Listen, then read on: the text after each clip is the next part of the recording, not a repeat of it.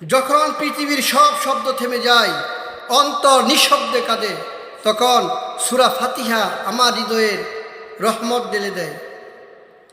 আলহামদুলিল্লাহ রব্বিল আলামিন, আমার রব যিনি সব কিছু পরিচালনা করেন, তিনি আমার অভিভাবক।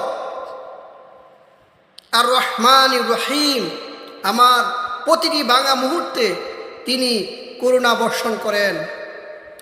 ইয়্যাকা না'বুদু ওয়া ইয়্যাকা নাস্তাঈন, আমি তাকে ইবাদত করি, তার কাছে সাহায্য চাই। ইহদিনাস সিরাতাল মুস্তাকিম, হে রব আমাকে সেই পথ দেখাও যা তোমার কাছে পছন্দনীয়। সুবহানাল্লাহ। এ সূরা শুধু আয়াত নয়, এটি আমার আত্মার ডাক, আমার হৃদয়ের প্রশান্তি, আমার প্রার্থনার দরজা। নূরের